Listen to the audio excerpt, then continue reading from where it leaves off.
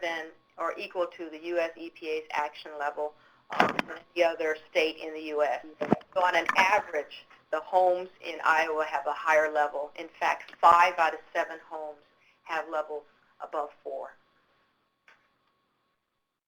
As a comparison, in Illinois, 3 out of 5 homes have high levels. So if it's so important, if Stanley Watrous' home was so high, why didn't you hear more about radon earlier? And why are you just hearing about it now? Well, as I said, it's invisible. It's colorless and odorless, so you can't see it. There are no direct links. So there's no direct link that says this person had radon in their home and this person developed lung cancer. There's no direct links, one-to-one links. It takes a long time to develop cancer. It's not a dread disease. Like right now we're hearing a lot about flu epidemic going around affecting a lot of people. And radon occurs to people one at a time. So one person at a time is affected by radon.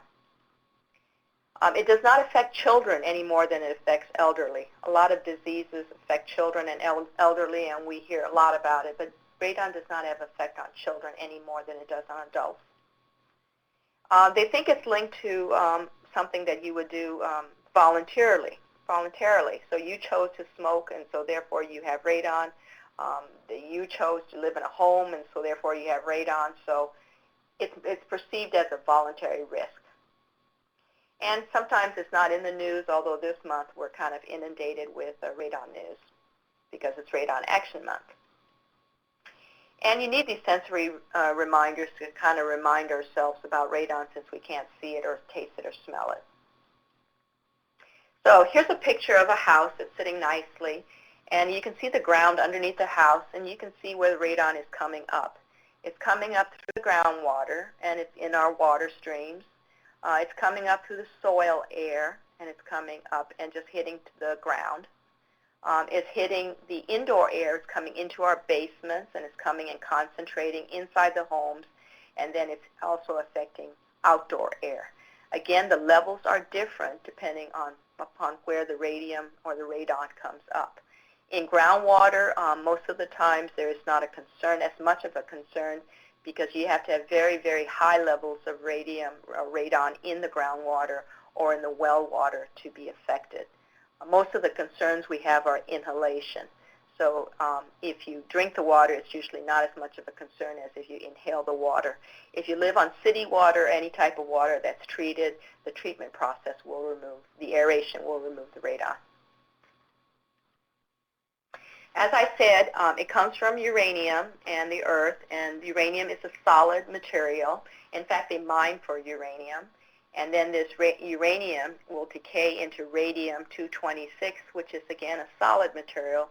And as the glaciers brought down the solid material with it in the ice, and as the ice retreated, this solid material is bound to the soil, which contains a lot of carbon-type material. And as it binds to the carbon-type soil, the rich carbon soil, it turns into a gas. And the gas is what comes into the homes, and the gas is where the level of concern is. If the radium and the uranium just stayed as a solid rock, there'd be no big deal. We'd have no problems. But because it turns into a gas and it changes state, and it's coming into our homes, that's where the problem is. So can you predict the radon levels in your homes? No, you can absolutely not predict. The only thing that sure is you cannot predict it. And you can't predict it upon the age or the size of the home. Big houses get it just as much as small houses. Old homes get it as far as new homes. You can't tell if you have high levels of radon depending on whether you have a basement or you don't have a basement. You can't tell depending upon your heating system, whether it's forced air heating or whether it's radiant heating system. The tightness or the energy efficiency of your house, you can't tell you will or will not get it. The presence of sumps and cracks in your basements, and whether your neighbors next door has radon or not. There's no way to find out how much you have in your homes unless you test it. I showed this picture because this picture shows a house that perhaps is the only house where you can almost predict that you will not have radon. Even mobile homes have radon because mobile homes have skirts, and the skirts concentrate the radon levels. So they did some studies, and they went to the mines, and they said, let's find out some information about what's going on with uranium and radon. And since they have a lot of mines that are throughout the United States, they went to study these people, these miners, and they wanted to find out if they're exposed to the radon levels in the mines, are they going to develop lung cancer? So what US EPA did was that they formed this committee called the BEIR Committee, B-E-I-R. And what this committee was made up was a number of scientists that came together and collected all the uranium studies from the mines. And they tried to project and say, well, if these miners lived in these conditions and they worked in the mines, how many of them developed cancer, and is the lung cancer related to the material at hand? So they published a number of reports, and this is the BEIR 6 report. And there are other reports that have come out afterwards, but this is one of the most interesting. And they said that they are able to correlate the exposure in the mines to the exposure at home.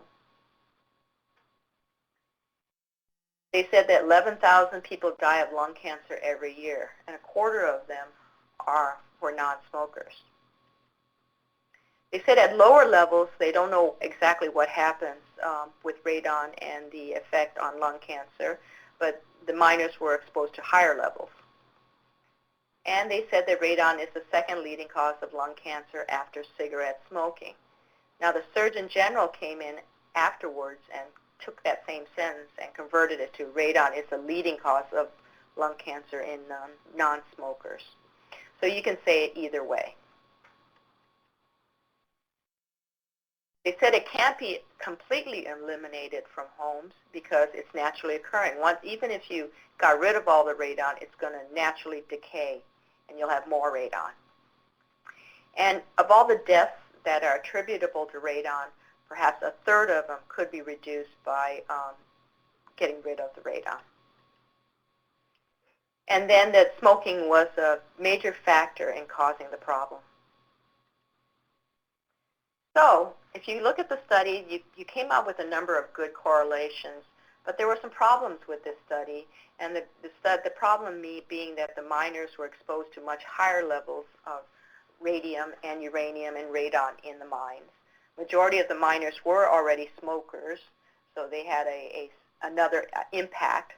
And then there were also dust and diesel fumes in the mines, so there were other pollutants, and miners were also men. So they took these studies, and they started to do another study called the Iowa study. This Iowa study is one of the most popular studies that's been around. There are a lot more studies since this time, but it was one of the most important at the time. And what they did was, the reason they did this study in Iowa was because Iowa has a national cancer registry. And so they record the information as to who develops the cancer and what kind of cancer there is, and what are the impacts of this cancer and what are the causes. And if you look at the state here, the map of the state of Iowa, they color these maps either green, yellow, orange, or red. And red meaning that they have the highest level of predicted average radon concentrations. Every county in the state of Iowa is red. A lot of states have different colors. Some areas, some regions have higher than others, but in Iowa, every county is in the red zone. Now, this Iowa study, what they did was they wanted to interview women because they knew that the impacts to men were great, and they wanted to study the impact to women. And they wanted to make sure that the women lived in the homes and that they were not employed or gone away from the homes for a portion of the time. And they wanted to supplement the study with the Meyer study. And they actually put radon test kits in these homes. So if you look at the results of the studies, if you look at the total cases is the number of people that developed lung cancer versus the people that did not develop lung cancer. And they look particularly at the cases where they developed lung cancer and the levels of radon were high. And if you look at the total cases, you will see that there was more than a 50% chance that these women developed lung cancer in their homes if the radon levels were above 4. Okay, so if you lived in a home and you had levels above 4, you had more than a 50% chance of developing lung cancer. And what they further did was they interviewed these women and wanted to find out, you know, are they indeed, you know, are there no other causes? Is there no occupational? They further went in and interviewed these women and made sure that there was no other cause of cancer besides the radon, and then that number increased to 83%. So if you live in a home and your levels of high radon are above 4, you have an 83% chance of exposure and possibility of getting lung cancer. Now they further went on and did another study in Spain, and this occurred in this region of Spain. And what they wanted to do was, you know, they already knew what happened in mines, they already knew what happened with women, and now they wanted to see what happened at lower levels. And they picked this area of Spain, the northern area, and it had a granite porous soil. So they knew that there was possibly a lot of radon in this area. They interviewed and they collected data and they put test kits out in homes of people. They wanted to make sure that people lived in their homes greater than 35 years. They placed the test kits in their homes.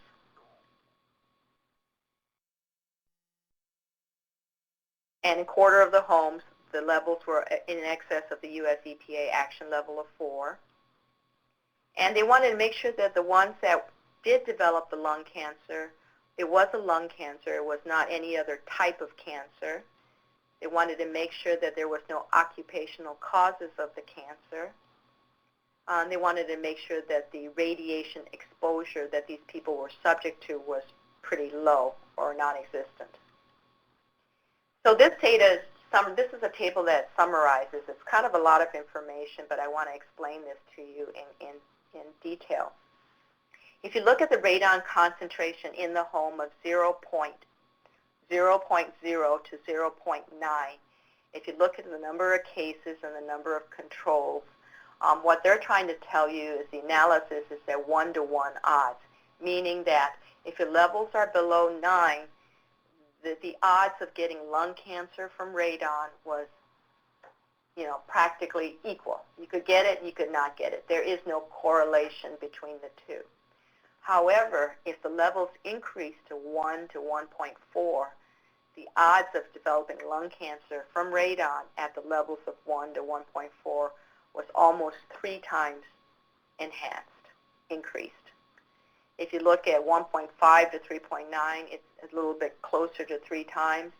And if you look at greater than 4, it's 3 times the risk. So if you live in a home with radons, you know, greater than 4, you had 3 times the risk of developing lung cancer.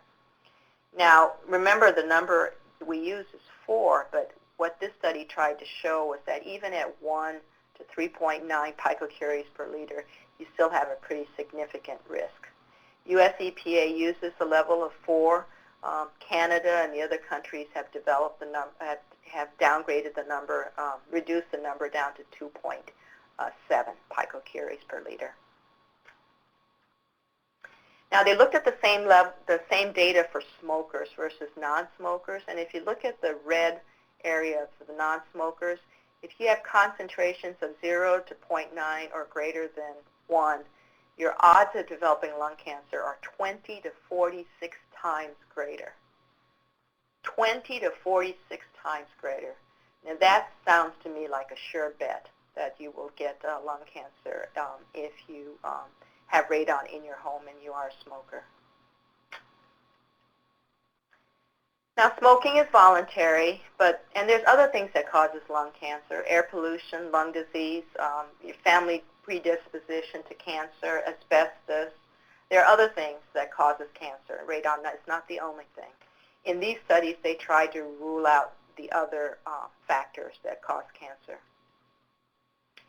One other thing is that U.S. EPA has said that because of all these studies, all the information, and the testing that is, and the data that is available on humans, most of the testing is always done on animals.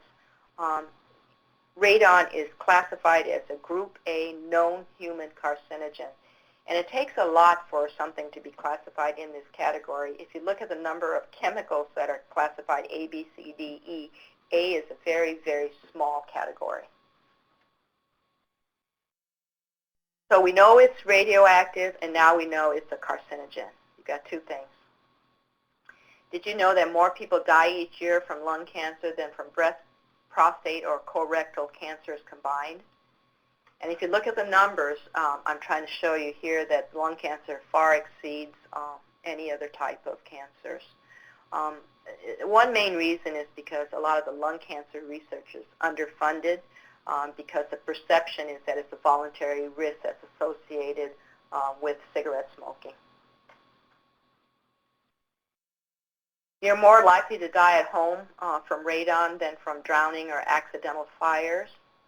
So there's your falling down the stairs, there's your drowning, there's your fire, and there's your carbon monoxide detector. We have laws that says that we have to have carbon monoxide detectors in our homes, but we don't have laws that says you need to test for radon. I wanted to relate that 20 or 23,000 or 21,000 number to you because that's a big number. If you look at the number of people that die from pesticide applications, it's 100. If you look at hazardous waste sites, in my former life, I've listened to a lot of people complaining about landfills and brownfields and Superfund sites. Only 1,100 people have been linked to deaths from that. Outdoor pollutants, 2,000, and pesticides, 6,000. We hear a lot about food that's contaminated with pesticides. So the radon number far exceeds any of the other environmental concerns as far as cancer deaths. The thing about lung cancer is that if you do develop lung cancer, 85% will not live beyond 5 years. So the prognosis is not good. And as I said, what happens is that the uranium comes into the soil as a solid, and then it turns into a gas, and then the gas enters the home. Well, what this funny particle does is that it changes state again, and once it enters the home as a gas, it binds to the dust in the air, and everybody has dust in the air, and it turns back into a solid. So this chemical, this compound is changing, and it's going from a solid to a gas back into the solid. The solid goes into the lungs, and it remains inside the lungs. It's trapped inside the lungs, and it bombards the tissues of the lungs. It goes zing, zing, zing, and goes back and forth throughout the lungs. And it's bombarding. It's like taking a bowling ball and hitting it against a target again and again. And it's actually the radioactive particles that are bombarding the lung cells.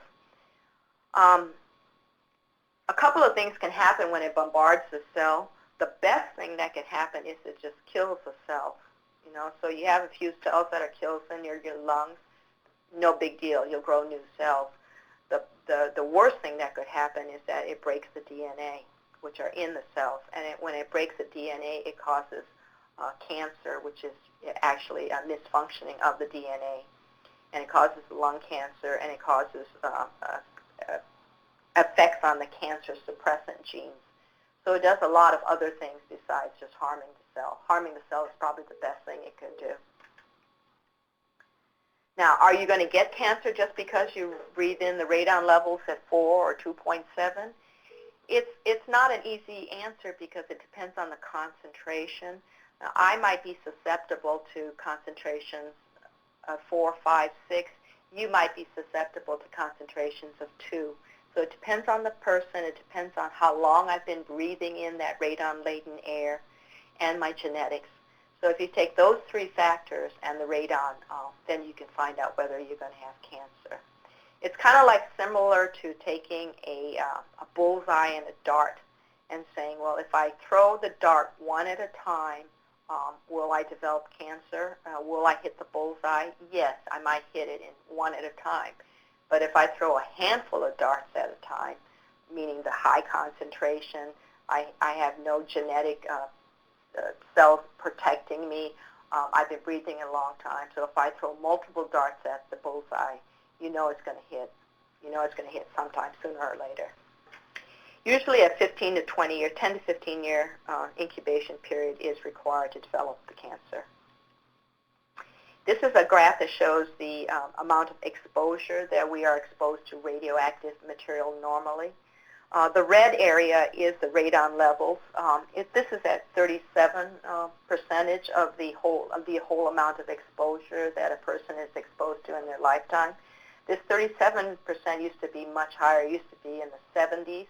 And the reason that it's much lower today is not because the radon levels have gone down, it's because the blue wedge, which is the CT scans that we are exposed to, has increased. So because of our abilities to detect diseases and do the x-rays and stuff, our exposure has increased in that area. So how is radon affected by cigarette smoke?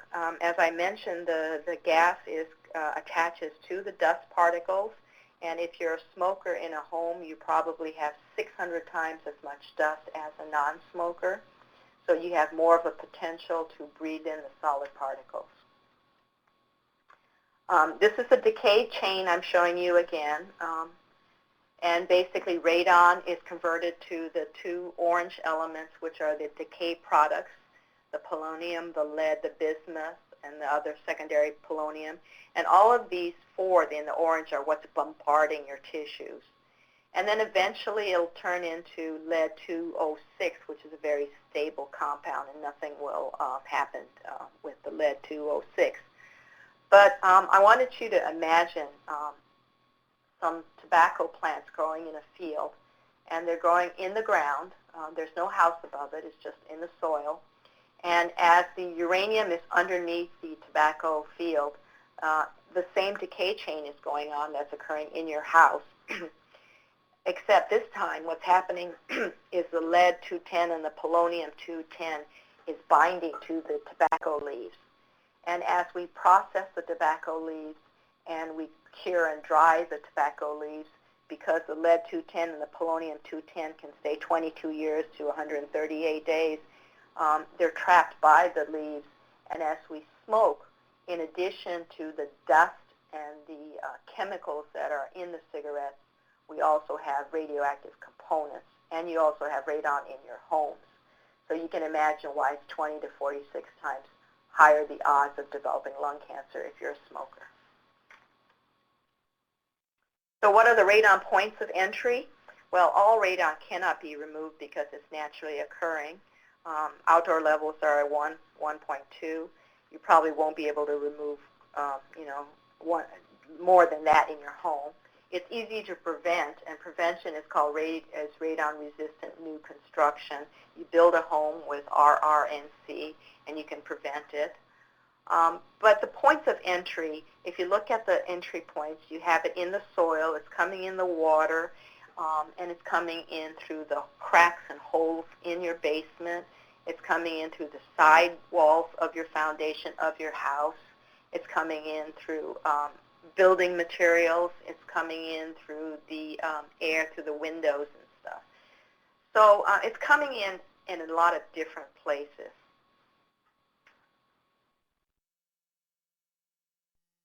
So let's look at the source. As I mentioned, the radon is in the source. It's in the soil.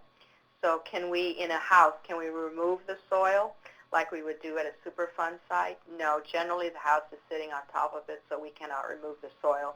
Can we remove the building material? Some of the building materials do have granite and therefore may have uranium. Yes, we can, but generally it's difficult to remove it out of the building material. Can we control the entry pathways? Like, can we seal the cracks? Can we seal the sump? Can we seal there's some cracks there in the block wall, foundation block wall. Can we seal them? Yes, we can seal them temporarily, but we cannot seal them permanently. There's a saying that says there's concrete that's cracked and there's concrete that will crack. And so the sealing it may temporarily reduce some low levels of radon, but it will crack and further come in through again. Can we control the accumulation of radon? Can we put some fans in the house, whether we use whole house fans or whether we use some air purifiers? Can we control radiation with that? No, that does not work. So the only thing that we can do is control the transport. The house is sitting there in the picture. It acts like a vacuum cleaner, and it's actually sucking on the soil. And the reason it's sucking on the soil is because radon is higher in the soil than it is in the house, and so chemical elements tend to move from higher concentrations to lower concentrations, from higher pressure to lower pressure. And the mechanics of our heating systems seems to draw the radon into the house.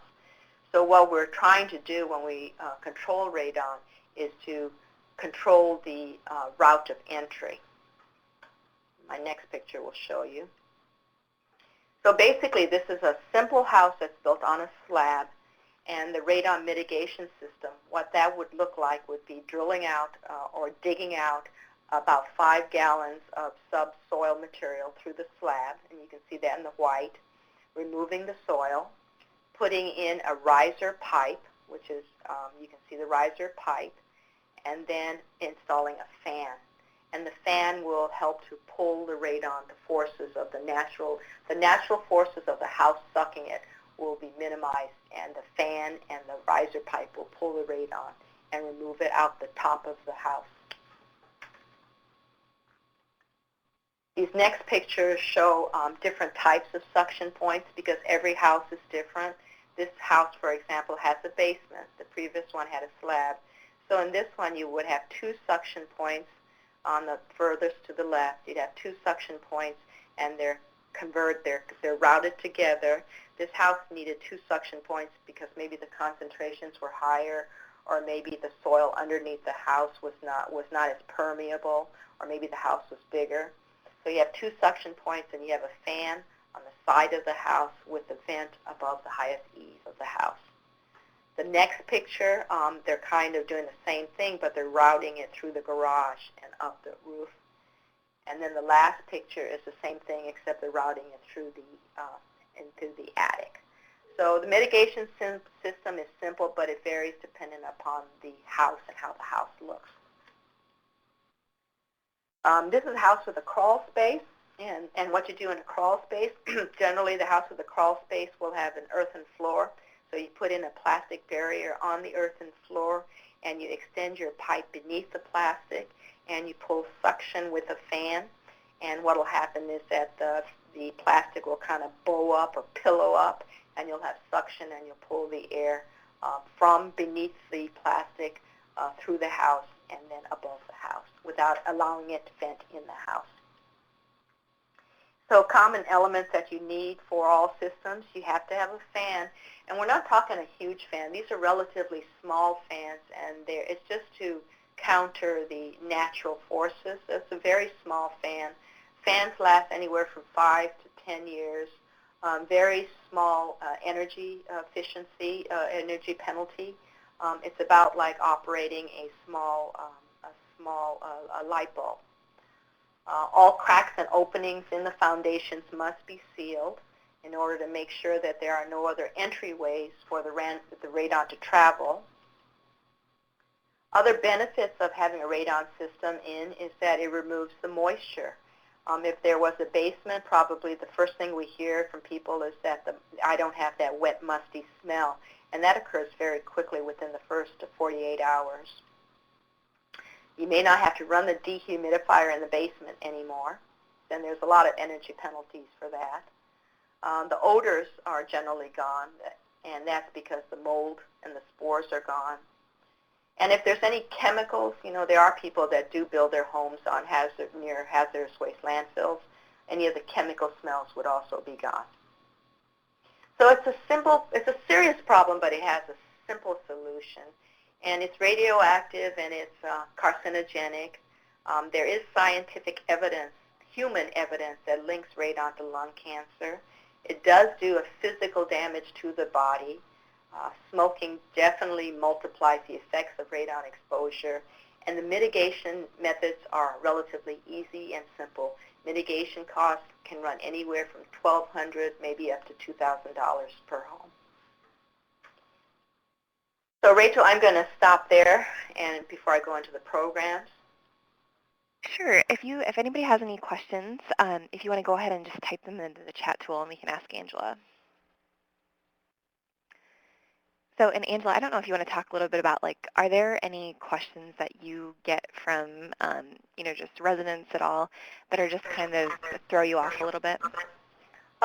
Sometimes we get calls like, you know, I just bought a new home. I don't have radon. What is the concern? If it's a problem, why don't you have laws that outlaw this? I lived in a home and I've been a smoker and I don't have lung cancer. We get kind of all different types of questions and concerns from people. And if it's been around so long, why isn't somebody doing something more about this? Well, it doesn't look like we have any questions at this point, so maybe we can keep going and then just leave some time at the end. Okay. The programs that are specific to IRA, there's a lot of people that are working on radon. U.S. EPA is very heavily involved, and there's two U.S. EPA groups. One is out of Washington, and one is out of Kansas City. There's the Iowa Department of Public Health, which regulates and licenses the measurement and mitigation contractors. The Iowa Cancer Consortium, which set up this webinar, and then there's us. A couple of things I want to talk about is the regulatory programs. And regulatory programs meaning that they have regulations and rules in place, and this is implemented by the Department of Public Health, and they license the measurement and mitigation professionals to make sure that they do the work correctly and they do it adequately because it's a high health concern. Different states have different agencies that are in the lead. For example, in Illinois, it's Illinois Emergency Management Agency. In other states, it's public health agencies. And in other states, it's environmental agencies. So you have different state agencies that are taking the lead. There's a daycare testing program in Iowa, meaning that licensed daycare facilities must test for radon every 2 years. And then there's a disclosure law for real estate that the seller and the buyer acknowledge receipt or information about radon. They pass along radon information. There is mandatory radon-resistant new construction in these counties in Iowa. Sometimes they have the requirements and they may or may not have code, so it's difficult for the builders to actually figure out what radon-resistant new construction is. Generally, it costs about $300 a home to add on radon-resistant new construction features. We operate a hotline, and this hotline, we have 7 people answering the hotline from 8 to 4:30 every day. There's the phone number at the bottom. We answer the questions to a lot of different people, from a lot of different people, and we answer radon questions and other health-related questions. Our hotline numbers have increased. We generally increase up to January, and the reason, again, is because there's a lot of publicity. If we didn't have the publicity, we probably wouldn't have as many calls. These are the counties that respond, that we get calls from, just a graphic. And then there's a lot of websites that have information. It's the Iowa Department of Public Health. If you go to this website, there's a lot of information, brochures on radon. The American Lung Association's website is through the Health House, and we have information on radon. We also provide the low-cost test kits.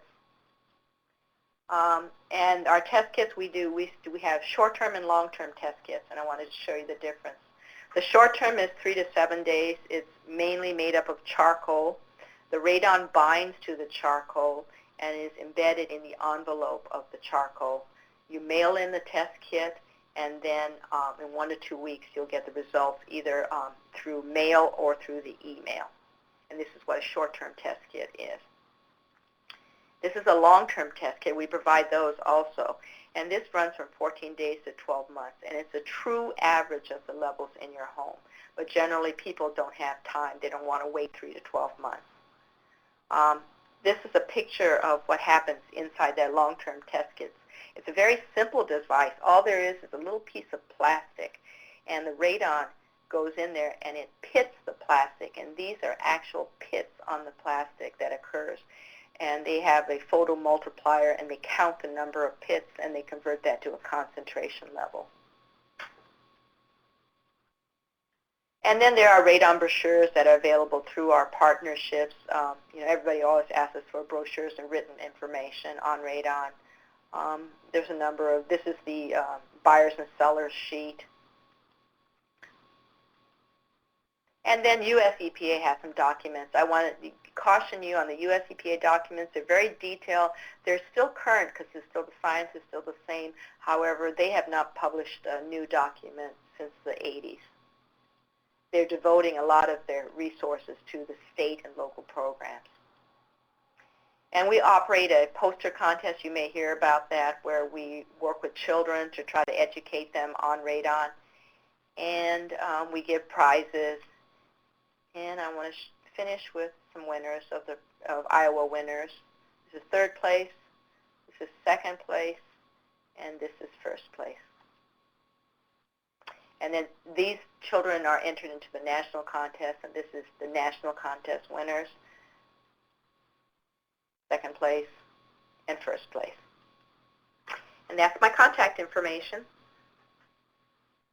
Great. Well, thank you so much, Angela. I think we have some people typing in questions here. So I was going to say, if anybody wants to ask a question by using the telephone, you can go ahead and unmute your line by pressing *#. But just make sure if you have your computer speakers on, that you turn those down, or else we'll get some feedback. So it is *# to unmute if you want to ask a question verbally. But it looks like we have a question from Holly Smith. What does radon-resistant new construction consist of? What do they do to the house to make it radon-resistant?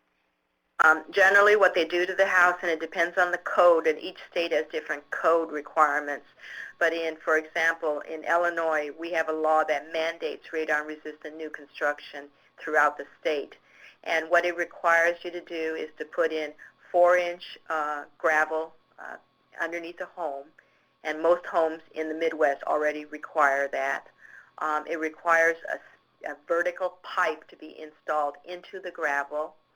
And the vertical pipe will run through the house and then exit out through the attic. It does not require a fan. So it's basically digging a hole and sticking a pipe, a 4-inch pipe in it. And that's why it's only $300, because the $300 is mainly the labor for that. And there is some scientific evidence that says that if your levels of concentrations are not too high, it can perhaps remove about 50% passively without a fan. Great. And it looks like Mindy Uhl, who works at the IDPH Radon office, they are having a radon-resistant webinar next Thursday afternoon. So if anybody's interested in learning more about that, you can go ahead and contact Mindy. So let's see, Mindy, if you want to put in your email address, that would be great for the group to contact. So, and I think we have a few more questions coming in here. Angela, are there any more myths that you kind of hear, like, just about radon at all? Yeah, there's some myths that people say, like, I live in an apartment building or I live in a condo and there's no radon above the 3rd level because radon doesn't travel above the 3rd level. Well, it can travel above the 3rd level, especially for one reason is if you have home materials that have radon, for example, the granite countertop or perhaps building materials. And secondly, it can also travel to the 3rd level for if you have elevators or garbage chutes, fireplaces, fire chimneys, anything like that. So there is some myth that it does not travel above 3rd floor. There are also some concerns about, if I do radon testing in a school, will the radon mitigation system in a school be very expensive? Yes, it may be expensive, but sometimes a heating, cooling professional is able to modify and work with the system in order to control the airflow. A normal homeowner couldn't do that, but they could use an airflow, or they could just not use certain rooms that have high levels of radon. It's expensive, but it can be taken care of. It can be reduced.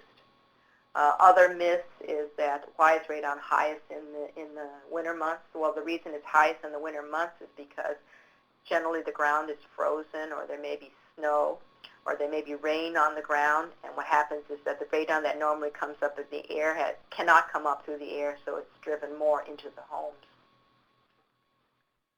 It looks like we have one more question here, Angela. Georgia Hodge was just wondering, is there an information kit available that covers what needs to be done to a home and who to contact to get the service performed? To get the service performed for measurement?